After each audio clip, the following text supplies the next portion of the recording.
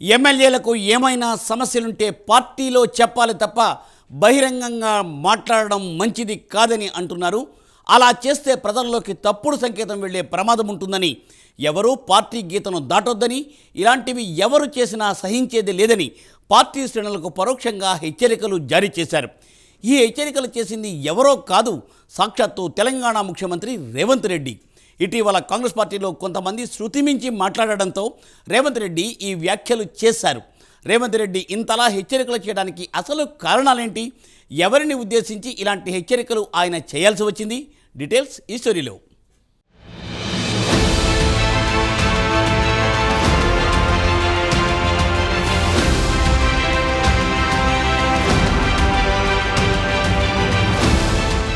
Party line దాటి ఎవరు బహిరంగంగా మాట్లాడడం మంచిది కాదు.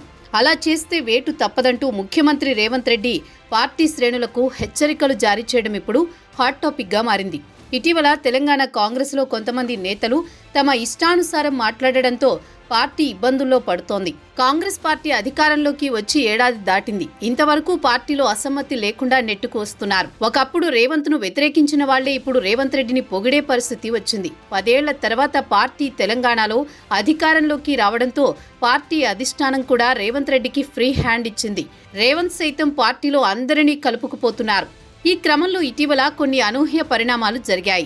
పార్టీలోని కొంతమంది నేతలు పార్టీ లైన్ దాటి అనుచిత వ్యాఖ్యలు చేస్తున్నారు.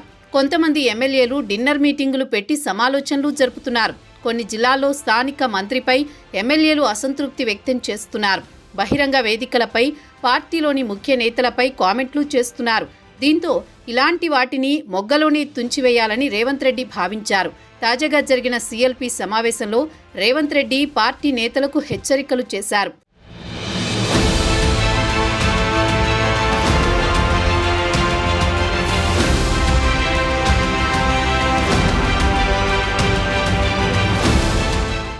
ఎమ్మెల్యేలకు ఏమైనా సమస్యలుంటే పార్టీకి చెప్పాలి, లేదంటే అధిష్టానానికి చెప్పాలి. అంతేగాని బహిరంగంగా మాట్లాడడం మంచిది కాదని, అలా చేస్తే ప్రజల్లోకి తప్పుడు సంకేతం వెళ్లే ప్రమాదం ఉంటుందని, ఎవరూ పార్టీ గీతను దాటొద్దని, ఇలాంటివి ఎవరు చేసినా సహించేది లేదని ముఖ్యమంత్రి రేవంత్ రెడ్డి పరోక్షంగా హెచ్చరించినట్లు తెలుస్తోంది.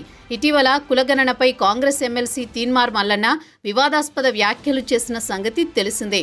అదే క్రమంలో మహబూబ్ నగర్ జిల్లాలకు చెందిన కొంతమంది ఎమ్మెల్యేలు డిన్నర్ మీటింగ్ పేరుతో సమాలోచనలు జరిపారని వార్తలు వచ్చాయి. వీటన్నింటినీ దృష్టిలో పెట్టుకుని ఎవరినీ ప్రత్యేకంగా పేరు పెట్టి అనకుండా పరోక్షంగా అందరికీ సీఎం రేవంత్ రెడ్డి హెచ్చరించినట్లు తెలుస్తోంది. అదే క్రమంలో స్థానిక సంస్థల ఎన్నికలు ఎప్పుడు జరిగినా కాంగ్రెస్ తప్పనిసరిగా విజయం సాధించాలని, ఇందుకు ప్రభుత్వం చేపట్టిన సంక్షేమ పథకాలను ప్రజల్లోకి తీసుకువెళ్లాలని ఆయన దిశానిర్దేశం చేసినట్టు సమాచారం. ప్రభుత్వం చేస్తున్న మంచి పనులను ప్రజలకు వివరించి చెప్పడానికి అంతా కృషి చేయాలని సూచించినట్లు తెలిసింది. గురువారం హైదరాబాద్లోని మర్రి చెన్నారెడ్డి మానవ వనరుల అభివృద్ధి కేంద్రంలో కాంగ్రెస్ ఎమ్మెల్యేలు, ఎమ్మెల్సీలతో సీఎల్పీ సమావేశం జరిగింది. మంత్రులు, ఎమ్మెల్యేలు, ఉప ముఖ్యమంత్రి, పీసీసీ అధ్యక్షుడు మాట్లాడిన తర్వాత చివర్లో ముఖ్యమంత్రి రేవంత్ రెడ్డి మాట్లాడారు. సుమారు 5:30 గంటల పాటు జరిగిన ఈ సమావేశానికి మీడియాను అనుమతించలేదు.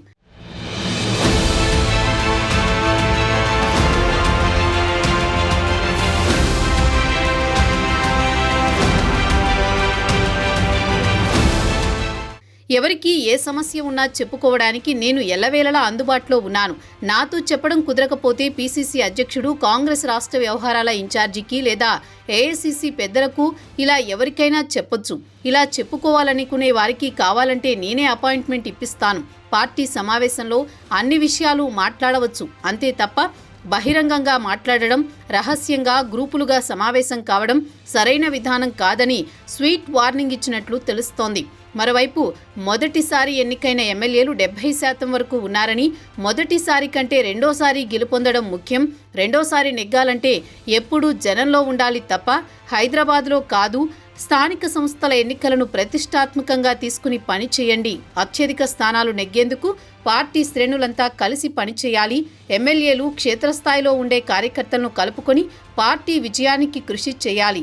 దశాబ్దాలుగా పెండింగ్లో ఉన్న ఎస్సీ వర్గీకరణ, కులగణనను విజయవంతంగా పూర్తి చేశాం. ఇలాంటి అంశాలతో పాటు కాంగ్రెస్ ప్రభుత్వం చేపట్టిన రైతు సంక్షేమ పథకాలను విస్తృతంగా ప్రజల్లోకి తీసుకువెళ్లాలని దిశానిర్దేశం చేసినట్టు సమాచారం.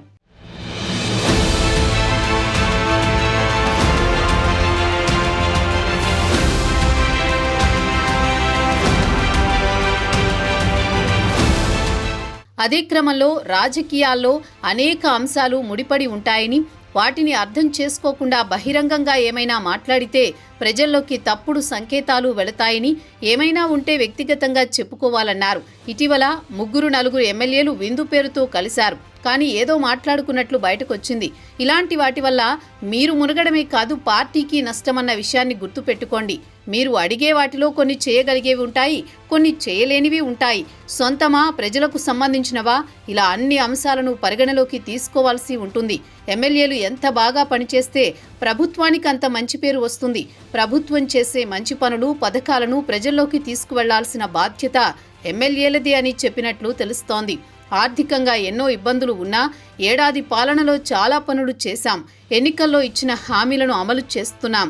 రుణమాఫీ, రైతు భరోసా, ఉచిత కరెంటు, ఆర్టీసీ బస్సుల్లో మహిళలకు ఉచిత ప్రయాణం వంటి హామీలన్నీ అమలు చేస్తున్నాం. మనం చేసిన పనుల్ని కూడా చేయలేదని ప్రతిపక్షాలు ప్రచారం చేస్తున్నాయి. వాటిని గట్టిగా తిప్పికొట్టాలి.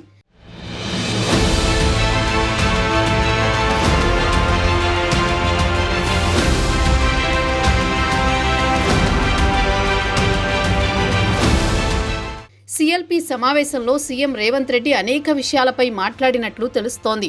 గతంలో కులగణన, వర్గీకరణ ఎవరూ చేయలేకపోయారు. ఎస్సీ వర్గీకరణ చేస్తామని గత పాలకులు ఎన్నో మాటలు మాట్లాడారు.